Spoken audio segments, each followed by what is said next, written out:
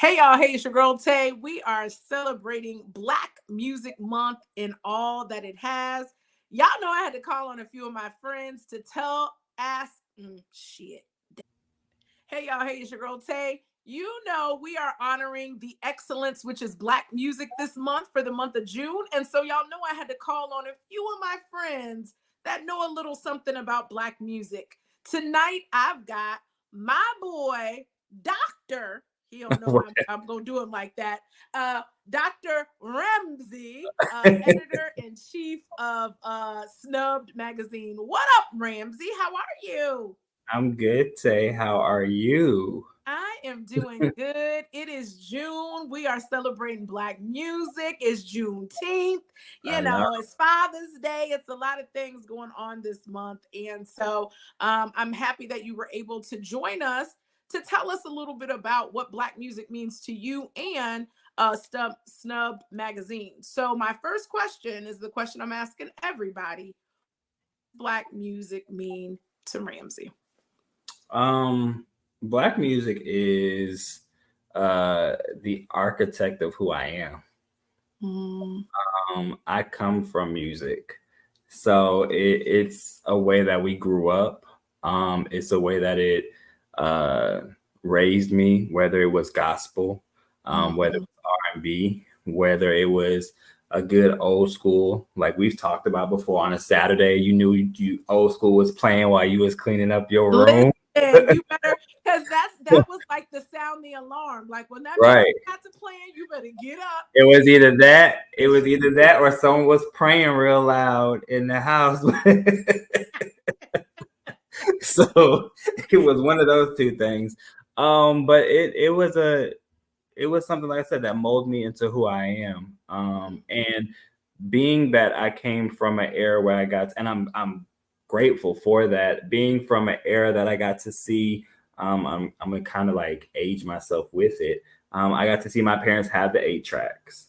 I got to see my parents have the cassette player. I remember pressing the play and record at the same time. You probably made a mean mixtape. You I was love a mixtape making them. master. I ain't gonna tell you, there was a tape that I made. There was a, well, I'm gonna just tell on me and my sister. There was a make love tapes that me and my sister would make back in the day. And you had to wait. You had to wait till the radio station played that song and you knew it was coming, and then you pressed it real quick and you knew you had to do it like right on time, because if you didn't, it would You'll miss skip that that little first first, beat. that little first part. Right, Right. right. That's how. Um, I promise you, that's why our generation knows music from the initial beat. It's mhm. because we had to, because you're like, as soon as it did, you're like, oh, that's Yeah, it. They about to play. You had to do it that way. You had to do it that yeah. way. So So, seeing the tape go to CD, then from yeah. CD you saw it go into like the whole little. I remember us running to get on LimeWire. God forgive me for that, but we was Listen, I really thought I was a DJ during live. oh, that, and then even if you think about it, when we started going into the whole internet phase, and then we was building these MySpace pages and putting the music on top of it to tell how we feel. So music has always been incorporated into who I am, and now we're in stream. So I'm grateful that I got to see all of that, because even with kids nowadays, you see them talk about streaming and stuff like that, and it's like I have fun growing in those eras, and even like I have vinyls that I put Yeah. up that I have, so it's just amazing to see how music has transcended, but it also raised me as well. So Mm-hmm. Mm-hmm. especially Black music. Definitely. Definitely. Right? It made you get up on Saturday morning or Sunday morning, right? And it's amazing how Black music kind of sets the pace in the Black family, right?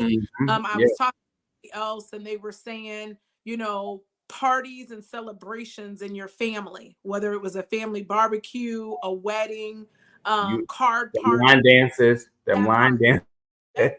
Even back in the day, we didn't realize it was a line dance, but it was a bus stop. You know what I'm saying, or Yeah. the Soul Train line, or whatever the case may be. But music really influenced, or when you think of music, Black music, that's why it kind of allows us to kind of all be on one page.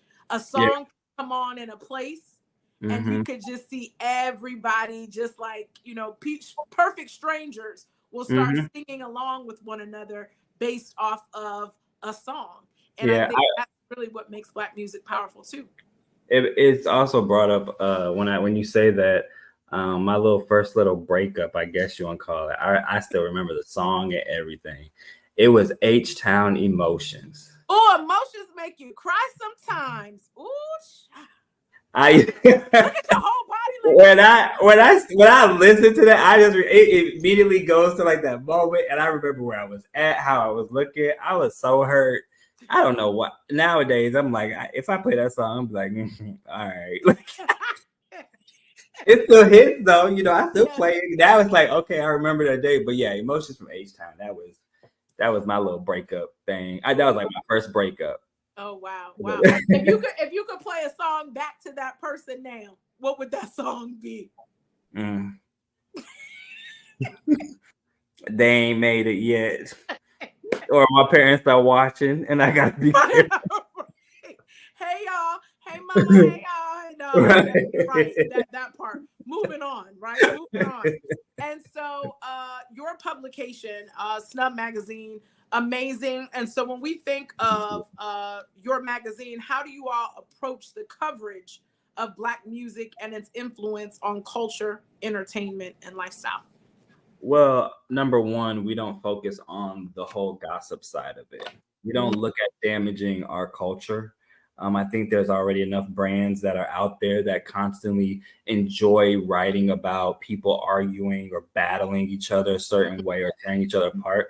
I do understand. We do understand that there's a culture in even like in rap when you see the beef happening. We love seeing that because it's like, okay, that's kicking people's levels up of who they are, and we saw that growing up. But it's also there's moments where it's like, it can go too far in the music world. And we don't want to be like that. So we decided to make a platform that no matter what the person is going through, what they believe in or who they are, at the end of the day, it's still our people. You know what I'm saying? Like no matter, I could sit with anybody and have a conversation with them because number one, I respect you for even putting yourself out there. It's not easy for us in entertainment to put ourselves out there because people are going to always criticize. So we wanted to make a safe haven for individuals to just come to us and just be that platform that, takes the negative and turn it into a positive. So especially Black music, we have just even on our set, it's the music that creates the moment. We ask the people, like even with when we do our shoots, we ask in our when we send out our information, like what's the type of music they listen to. So we set the mood before they get in there. It's just who we are as individuals. I love that. I love that. Not only because of the fact that you all take a positive spin, because when we think about it, if it's a Black publication, the rest of the world is already going to tear you down, the non-Black. So why would you want your own people to tear you down in the midst of, a trying time in that artist's life? Or like you said, the rap battles and beef, we've seen it in fun, and we've lived in a time where it ended up not those artists, but other people that took it a little too far have, That's funny. That's funny you brought that up because I remember watching the Vibe Awards and the Source Awards, and if that whole group got on that stage, you knew it was about to go down. The shiny suits, y'all want to go with the shiny suits? I was like, oh no, he didn't. Yeah.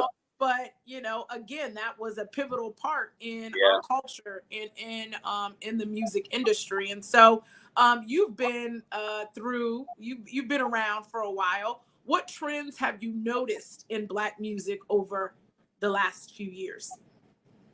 I've noticed stuff being recycled and reused again. Some of these beats that are coming back. I was like, wait a minute, that's this song, that's that song, and it to me that just shows that our music is lasting. We can and how we can recreate and keep that music alive. I know some people are like, oh, I don't like the remake. I don't like the remixes and I don't like this. But in my head, it's like, yeah, sometimes I may not like it, but at the same time, it makes the person, if they really go back and research, they're going to know who was the originator, and to know that it still came from Black music. It still shows that they kept it going. And it's goes from generation to generation. I You know, love that. I so love that. I like to look at it in those matters, and it opens the doors for new artists. Like you Mhm. get to see the new artists that are coming out and seeing their growth as an entertainer. And then my favorite is when they turn around, like even at award shows, um, you hear the beginning of the song, and then the original person steps out in the middle. Love Saying that's it's like, oh, like they actually connected with the real person that was made into that. And I think that's a beautiful moment to share with someone, you know. I love it. And you bring up a good point in the fact that it really keeps the legacy of that song or of that artist going. When I think about hip hop, right? When hip hop first started, I'm not quite 50, but I'm pretty close. I've never known a time when hip hop was not in existence. And so when I think of the originators of hip hop and how during that time they didn't think that hip hop was going to really stick around, right? It was just Yeah, some kids that were putting some words together, X, Y, and Z. And to see now that there are millionaires and how rap has really influenced a whole culture, a whole nation of yeah, people, I love to see them pay homage to the originators because yeah, those people aren't getting the financial accolades because it wasn't prevalent in their time. yeah. So I love that they go back and pay honor to those particular individuals because without them, we wouldn't be where we are today, right? Absolutely. And then from an R&B perspective, recently Wanye has kids, and I was Them listening boys to can blow. one of Them the boys things, can blow. and Them I boys was can like, sing. "Who They is singing this? Like, they are amazing. They are like they phenomenal." are. Yeah, And the fact that they are able, Tevin Campbell, who, he was one of my faves coming up, gets younger generation gets an opportunity to kind of see the marriage of what we grew up on and make it their own to date. So people say, is R&B music or is black, what is the future of R&B or black music? What would you say to that? we're in a day and age of social media. Mhm. And people may have say how they feel about Instagram, TikTok, and all these other different platforms. But when you think about it, these kids are making dances to our music. Yeah. These kids are making us trend. They're bringing us still to the forefront. Um, they're doing things that some of us couldn't even do back in the day. Let's be honest. You know what I'm saying? Like we would get in trouble if we did certain dances, Yeah.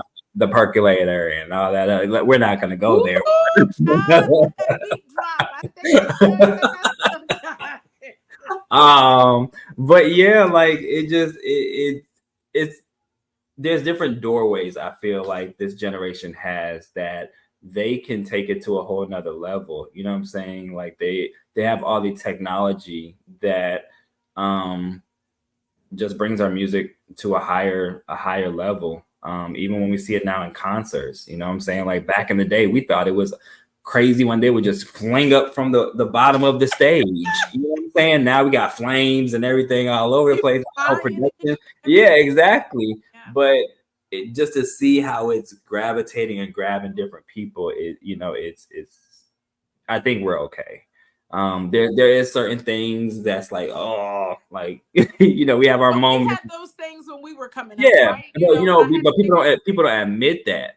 yeah, People don't like to admit that we've had those moments. We've had those scandals. We've oh, had several things that would happen. Like we were real for I feel for us, we were more big on the breakups. Like when we saw oh. like when certain people would break when that Usher or Chili happened, I was or when, he ever. And then, that's why Burn, that album, right? yeah, They say, because we were like, is he telling us what happened? right, Like, we right. need to know. Like, we need to Confessions, all this stuff. yeah, yeah, yeah. And so yeah, I definitely think I appreciate for my age group coming up in the time that we did. Um, in my opinion, the 90s was the best time of music ever. Just because we had a little bit of this, like I mean, you could like hip hop, you could like R&B, you could even like heavy metal. Like I Yeah, think our time frame of coming up we just had good music. Mm-hmm. And I think the industry had a lot to do with that because we didn't have so many restrictions on things. And now I almost feel like everything sounds the same, everything is kind of the same. And so I was talking to somebody else about the versatility of the artist, right? Mm-hmm. It's like everybody is like so much the same. It's sad because we came up in a time where you might have had Eve looking one way, but you know, Lil Kim, you know, like it was, everybody was just so different in their appearance. But even like I even put on that well heck I even got one of my girls. Left Eye, I yeah. love Left Eye. Left Eye was my big Left Eye was my crush, y'all. Heavenly birthday there, yeah. Yeah, Left Eye was my crush. Like that was my crush. Like, like she was plaster. Her and Little Kim, they were plaster. I love them. But you could tell also where people were from back in the that day. part. The female rappers, you knew their camp, who they were with. You knew when Little Kim was gonna be sexy when she came down the escalator with the fur coat. You knew what she was gonna do. Yeah. You knew when the brat came out how she was gonna spit. You knew how Missy was gonna flow with the way how she just it was so it's still futuristic when Missy touches things. You knew that Left Eye was gonna just be blunt when she says certain things, but then when she was, and one thing I respect about her too is she crossed over, and a lot of people didn't see that. She was, you know, working with white people, Asian people, you know, she was just in it, you know what I'm saying? But yeah, you would know where different people were from, the coast, you know, the West Coast, East Coast. And then I was also telling people that like you don't see it no more, but it used to be first ladies of the camps. You know what I'm saying? Like who the first lady of Rough Riders? Eve was the first lady. You know what I'm saying? Like, you knew when they walked into the room, and I don't know, it was just something to see, like even the men just protecting their female, like that woman that walked in.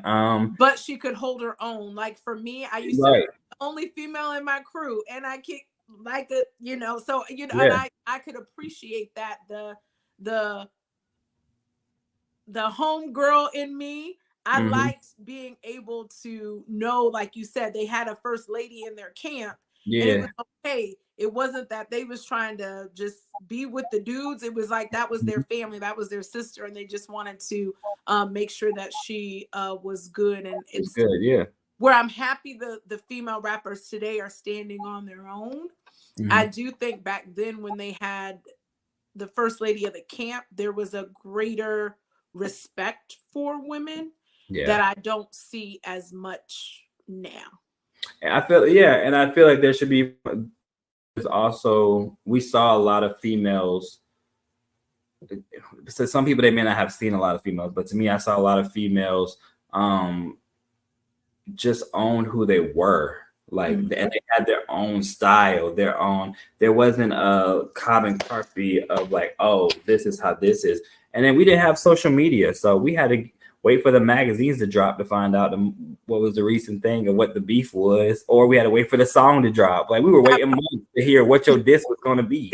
Like that's how we found out. So, but like I said, I just think that it was their creative style of how they approach things. And if we be honest, a lot of the females are copying if you look at the styles that are out. I've seen several times people use, even with Left Eye, the whole 3-band when she did it on No Scrub. Like a lot of girls did it nowadays, but they're like, you know, a lot of people don't understand that they're paying homage to it, but then they're like, oh, they're trying to, you know, for this generation, I feel like whenever someone is either paying homage or they look similar to somebody maybe back in the day, they don't see it as sometimes not paying homage. They see it automatically as someone copying them. Right. Well, if you look at half of the stuff that many of us are doing anyway, is the same thing that, like, I've heard my parents several times, like, y'all brought those back in style. Like, that, you wear, wait, let me see these pants. Like, you know, the big pant, the big bell type, they're back with the whole back cargo.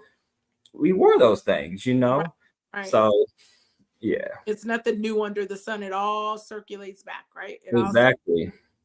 Well, thinking about magazines, right? So with your publication, I remember coming up in the day, we would get Right On magazine.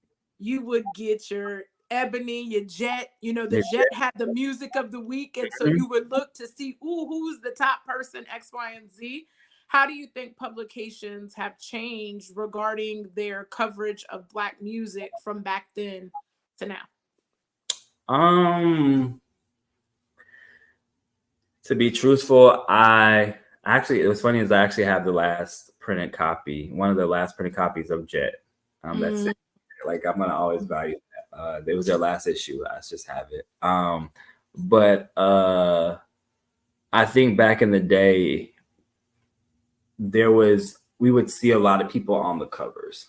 Nowadays, we see the same people over and over. Whether it be, they're at, this publication, and then 2 weeks later the same person's on the other publication because they're dropping a new album. But there's other people in this world that are working the same way, that we need to put out on these platforms.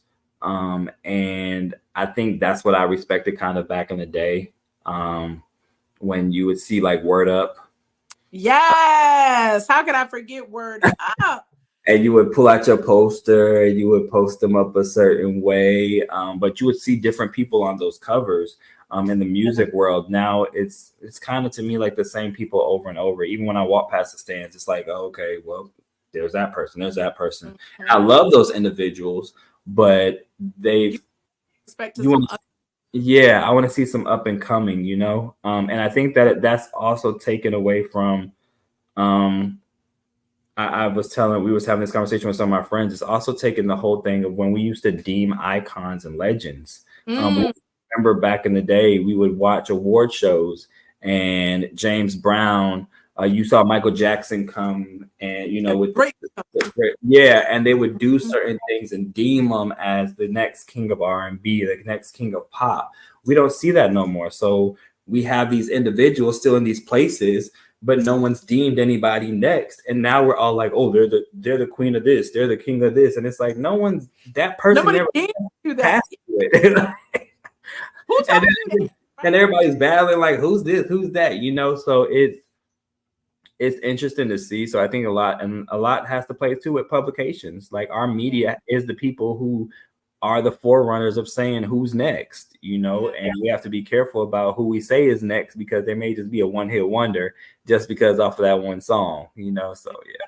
And be careful with that. You know what? That's a good spin. You just took me back. When I think of shows, like I remember watching Motown 25. Some of y'all won't know what I mean when I say this, maybe, but VCR tapes. And I remember I told my mom, we gotta tape it. I think I watched that thing till the tape bust, because I wanted to see, I was trying to learn how to do that Michael. That's when he debuted the moonwalk. And I figured I gotta learn how to do those things, Right. BET or Soul Train Music Awards, little things that those award shows really meant a lot to us. And I think with social media now, it's so easy. Like you said, we don't have to wait for anything, because it just drops. Yeah. So shout out every PR person, shout out every marketer who has to get creative in this day and age to come up with how you're going to drop your artist in a world of social media, because that's a different type of skill set that you have to have. And we've had to pivot in that, and they're doing a good job. But that's good that you bring that up. That a lot of people don't understand that PRs behind these camps. Mm-hmm. It's not the artist sometimes responding to y'all. Right. People be like, oh my gosh. Yeah, like they'd be like, oh my God, this person said this to me. And it's like, yeah, it's possible they could have, but also do understand they have a whole team behind them, and sometimes it's an accident slip. I know I did it before. Sorry. You'll see something and double tap something. I remember I just saw an interview the other day where they were asking Tina Knowles. They were asking her, like, why does she get in trouble sometimes by Blue? It's like, yeah, because sometimes, I think it was like something like she sometimes have tapped the wrong, like she'll see a picture of her kids and she's like, oh my God, they look great, and not knowing it's a bad caption underneath it. But But it happens, you know? My baby. I just Right. Yeah, and it happens. So a lot of people, that was a good thing that you brought that up, like how the PRs have to spin on it, because PRs got to come in at those moments and clean those moments up. exactly. So yeah, Now everybody screenshot. Well, Mama knows we know she liked it. Now she went back and unliked it, and now you got to try to figure out especially some of these other publications, these other media, they are fast as hell. Like it'd be 2 seconds and you what happened. you're like, wait, how did they even get? Like I wasn't even paying attention to. Oh, this person unblocked this person. Who is sitting following and look? Like, are y'all sitting there staring like, oh, today they're not following each other? Okay, let's see. Like I that's want to know how wild. they get paid off of that, because I got to tell you, as a person who works and runs their media and social media, baby, sometimes I don't have time to look and Right? dig to get into all of that. So, yeah, it's definitely a different day and age, but let's take it back. So we're honoring Black music this month. And so you said some earlier. You said about cleaning up the house. What is a song memory that you can recall that your parents played while y'all were cleaning up? Earth, Wind, and Fire, September. You knew it off the top. That's one of my sister's favorite songs, and she was born in September. And I think the song is right, the 21st of September. Right? That's her birthday. Do you remember? You know. That's her birthday. That's my sister's birthday. And that's her jam. Hey, shout out your sister. Maybe you cleaning up the house this weekend too. Yeah, that was I'm like, wait a minute. I just thought, like, I'm playing this song. Like, I'm like, wait a minute. That's crazy. Like my age now, I'm remembering, like, oh shoot, that's her birthday. Yeah. So, I had no idea at the time, but literally she did, because that's probably was her favorite part. I got some questions now. With that, right? I got some questions. What was y'all doing on a certain Saturday 9 months before that? And on that note, let's move right along. So to close out our tribute to Black Music Month, I have a few questions to ask you regarding Black music. My first one is, who are your top 5 female R&B artists or groups of all times? I will let them go together for that. Female side, you said, right? Female side. Oh, I'm gonna get in trouble for these. I know people gonna bash me. And this is not in no particular order. Thank you for the disclaimer. No particular order. No particular order. Right. R&B female. One of them I will say, of course. And a lot of people, I'm sure, will be shocked, but I will say Brandy. I love Brandy. I love Brandy. I love Monica. Very good. Those are always amazing. Yeah. Shout them out. Jasmine Sullivan. Of course. That girl's runs are crazy. Of course, I would say Whitney Houston. Yes. I love Whitney Houston. You said 5 people, right? So you got one more. So you gave us Whitney, you gave us Monica, you gave us Brandy. Who was the 4th person? I done forgot that quick. Lord, maybe you got 2 more. I said Brandy, Monica, Jasmine Sullivan. Jasmine, how could I forget Jasmine? Yeah. I'm gonna give it to my Aries sister, who I love. I'm gonna give it to Mariah Carey. Okay. Mimi. Mimi. This Mimi. One thing I gotta say about Mariah, it's funny you say Mariah Carey. People can say what they want to say about Mariah Carey, but when you look at Mariah Carey, the evolution of Mimi clearly, when she came out, Vision of Love, we have went through so many different stages of life, but the thing is, she can still sing. Y'all say what y'all want to say, and everybody, whether you want to admit it or not, you was rocking that Christmas album. Baby, that Christmas album. She's still the queen of Christmas. She's the queen of Christmas. Yes, that part. She owns Christmas. But even with her, like, I think the one thing I like about these women too is their pen. Jasmine Sullivan can write. Yeah. Mariah Carey, besides her catalog, she has written a lot of things. So I think that's why I like seeing people. I think those women, when you talk about like Brandy, Monica, like Mariah Carey, all those women came up during a time where they had to be like a triple threat. Yeah. They had to be in different arenas. You know what I'm saying? With Brandy, she had to come out beyond acting, singing. And then she ended up being our first Black Cinderella. Like there's so many things that these women became that paved the way for a lot of things. So yeah, I would have to say those women. Like I have to say Aretha though. That's my girl. I was gonna say I was wondering who your old school was, but okay. Nah, Aretha, Riri. Aretha and Diana. Yeah, Aretha and Diana Ross. They're my girls. Yeah. Ross, who's still doing big things out here in the. That's my birthday twin. For real. Yeah, Diana Ross. It's funny because Aretha's March 20th. I'm March 26th. Aretha's March 25th. Diana Ross is March 26th, and then Mariah Carey's March 27th. All the powerhouses. All y'all are powerhouses in your own rights, and they all say what they want to say and mean what they want to say. So, including the one on this interview. So, moving on. Don't tell the people that. I don't have my sound effects going. All right, so if we gave it up to the females, it's only right to give the fellas some love. So your top 5 male R&B artists or groups of all time. And no particular order. Disclaimer, ladies and gentlemen. Males? Yes.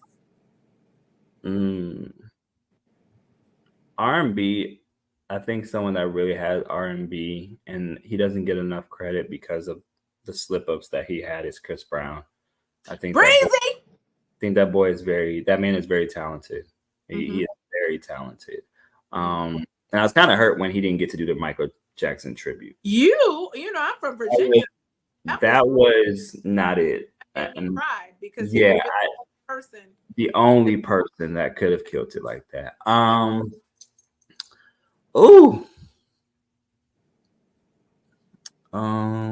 Because there's so many greats. Everyone has gotten me about this. Because I listened to it the other day. I'll say Tank. I like Tank. When he sang. Pause. Tank. Do you like? Oh, so how long you been rocking with Tank? Like slowly. Okay, there we go. Okay, okay, got it. Okay. Let's Tank. No offense, bruh, but take it back to some of those. That was a hit. That was good. Like, I deserve. You was sitting there like you're right. You was standing. You would want to stand in the rain too and cry and be. But I like I Can't Make You Love Me. I think he did an excellent job on that make, and that's a So shout out Tank. Yeah, okay. Yeah. Luther Vandross. Big Luther, big little Luther, you know, you gotta say it. Excuse me, Miss Luther. I like Big Luther. I think Big Luther. I mean, when he started losing weight, it still was, you know. But I think. But I needed the sweat to be dripping off his. Yeah, like a house is not a home, like that. Yes. You know, like that was something. And shout out Jamie Foxx, who I hear is getting ready to, because I've always said we've never got a tribute story to Luther. Like we have. Yeah, he would be. Yeah. And so Jamie Foxx, I think I read somewhere, is about to produce that and get that together. My pick is Ruben Studdard. Ruben Studdard, I feel like can definitely pull off Luther. So, he definitely could. He got it. Plus that Tank, Luther, Chris Brown. So you got 2. I'm messing up on these fellas. I already know it because I'm probably after this interview. I'm like, wait, why did I say? Well, you ever done? I can edit in the caption. Right. I apologize. And it could be groups too. Groups.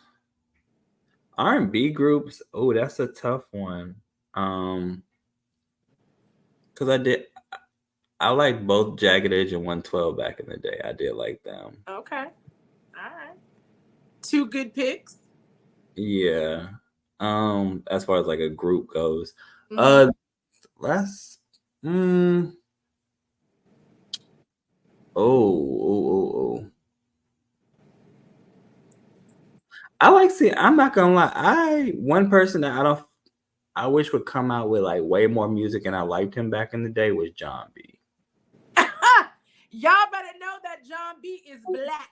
Contrary to popular belief, he is definitely on our side. Him, Robin Thicke, it's a few of them. I don't care what y'all say. Don't y'all dare say I they is definitely love so, John B. There were certain pictures back. My sister and them would like, they used to like play around and call me that little John B thing. Like it was. You do. I thought that when I first met Right. you. I don't want to say it.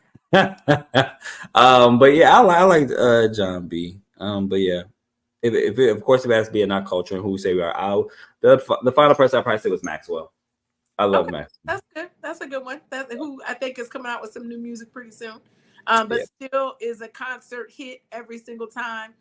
He, whether it's the same song over and over again, he's still hit with that. So that's good. And so John B still counts. So I just want anybody that is watching this, I want nobody trying to come because John B counts and it is not up for debate because we've embraced him more than the other culture. So he with us. He one of us. He's definitely one of us. And definitely, pretty girl. Now you got me thinking when I hang up. A lot of that. I could play my John. Tell me if listen, you got me. I'm the type that'll sit there and be in the middle of the night making a whole new playlist, and I'm already thinking like what playlist I'm gonna turn up in a minute. I didn't start charging folks. I didn't start charging folks like how I used to do when I had LimeWire. Y'all want a disc? If these gas prices and stuff keep going the way they are, y'all don't have to bring it back because I was the mix. That's what I used to want to really be a DJ because my mixes, people be like, how do you remember that song? Because if I would stay up for hours and just hours and hours and hours just finding songs and letting it take me back. And so, shout out to all the music lovers that are watching this. Tonight, I'm going to encourage you or whenever you watch this, just go back and pull up your playlist. That's what we're going to do. We're going to create your master playlist. What you playing, take us back, and let's all just jam out in honor of Black Music Month. So, Ramzie, I appreciate it because you busy and you big time and all that type of stuff. Doctor, I'm trying to tell y'all. It's not yet, you guys. Well, I'm a prophetic. It's almost time. The robe is sitting over there.